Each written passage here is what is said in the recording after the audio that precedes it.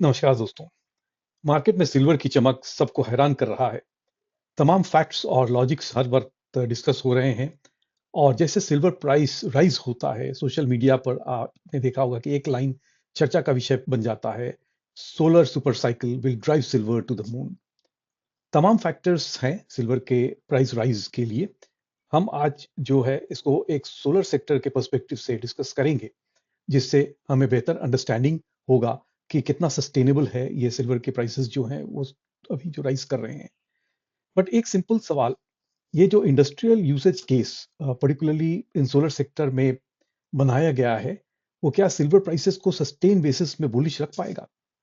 आज हम हाइप को साइड में रखते हैं और कामली इंजीनियरिंग और इकोनॉमिक पर्सपेक्टिव की बात करेंगे। पहली बात जो हम सबको समझना चाहिए वो ये है कि ये 640 गीगावाट का नंबर आप सुनते रहते हैं, वो एक्चुअली नेट जीरो पाथवे का एनुअल बेंचमार्क होता है। यानी दुनिया में हर साल इतनी सोलर एडिशन करनी पड़ती है, पर एक साल का नंबर हेडलाइन बन जाता है और लोग बोल देते हैं peak solar has been achieved. तो आप समझ लें कि सिल्वर का डिमांड सोलर एक्सपेंशन की वजह से बढ़ेगा ही। रियलिटी को समझे, सोलर लगाना सिर्फ एक पैनल को लगाना ही नहीं होता है। इसमें grid, storage, land, supply chain और सबसे इंपॉर्टेंट ट्रांसमिशन, ये सब मैच करे तो स्केलिंग सस्टेनेबल होता है। तो सवाल ये है, can the world repeat this space of solar expansion for a decade? ये अब हम इंडिया की बात करें तो सोलर स्केलिंग डायरेक्शनली स्ट्रॉन्ग तो है। Utility parks, rooftop adoption, hybrid plus storage, तो ये सारे मोमेंटम पे हैं। पर एक कंस्ट्रेंट हमेशा याद रखिए, capacity addition is not equal to 24 hours supply of usable power so far as solar power is concerned, because solar power का supply intermittent होता है। therefore grid integration, storage और transmission evacuation की तरफ प्रयास बढ़ते रहना चाहिए अगर हमको सोलर कैपेसिटी को एक्सपैंड करना है। इसमें समय और कैपेक्स दोनों लगता है। तो आप समझे कि इंडिया का नेक्स्ट एक्सेलरेशन डिपेंड करेगा on cheaper batteries, better grid infrastructure, faster transmission roll out और डिस्ट्रीब्यूटेड रूफटॉप प्लस स्टोरेज। अब हम वापस सिल्वर की बात करते हैं। सिल्वर फोटोवोल्टाइक सेल में इसलिए यूज होता है क्योंकि इसकी कंडक्टिविटी काफी अच्छी होती है, करंट का कलेक्शन भी एफिशिएंट होता है। मगर सिल्वर एक्सपेंसिव है, वॉलेटाइल है और स्केल पर कॉस्ट मीनिंगफुल हो जाता है। और इंडस्ट्री का रूल सिंपल है, जब डिमांड एक्सप्लोड होता है पर पैनल सिल्वर कंटेंट कम करना जरूरी हो जाता है।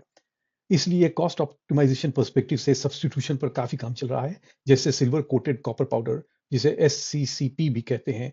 ऐसे अप्रोचेस जो हैं जहां आप परफॉर्मेंस रिटेन करने के लिए आप एक कंपोजिट मटेरियल को तैयार करते हैं, जिसमें आप सिल्वर और कॉपर का कॉम्बिनेशन काफी साल तक ऐसा साबित हो रहा है।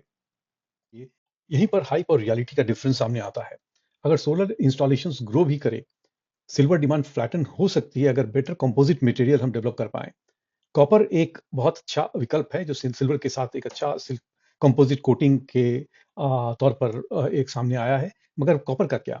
कॉपर तो इलेक्ट्रिफिकेशन का बैकबोन है। Solar wiring, inverters, transformers, grid expansion, एक ईवी चार्जिंग इंफ्रास्ट्रक्चर, जगह कॉपर की जरूरत है और यही रीजन है कॉपर का प्राइस भी काफी बढ़ा है। अगर माइनर्स के दृष्टिकोण से आप देखें तो माइनर्स हमेशा कॉपर, गोल्ड, सिल्वर ये सारे एक साथ माइन करते हैं। तो अगर सिल्वर का डिमांड कम भी होता है तो कॉपर वॉल्यूम्स जो है वो आने वाले समय में बढ़ेंगे ही। और एक अगर बिजनेस पर्सपेक्टिव से देखें तो माइनर्स को नुकसान नहीं बल्कि फायदा हो सकता है। शायद यही रीजन है कि बहुत सारे निवेशक आजकल जो है माइनिंग कंपनीज में निवेश कर रहे हैं। आइए हम फिर भारत की बात करते हैं।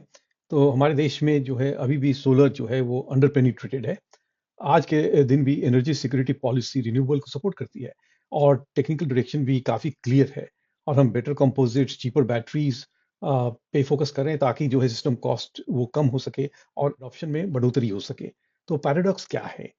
पैराडॉक्स अगर हम सिल्वर की पॉइंट ऑफ व्यू से देखें तो सिल्वर कंटेंट पर पैनल वो डाउन होगा, बट सोलर एडॉप्शन जो है वो बढ़ता ही रहेगा, because the use of composite materials जो है वो होते रहेंगे। और हम जो है इस विकल्प जो कि हम कह सकते हैं कॉपर प्लस बैटरीज और बेटर जो ग्रिड इंफ्रास्ट्रक्चर पे फोकस करके हम अपने सोलर कैपेसिटी को एक्सपैंड कर सकते हैं, एडॉप्शन रेट्स को बढ़ा सकते हैं। चलिए हम एक बार फिर दोहराते हैं कि सिल्वर के दो इंजन हो सकते हैं।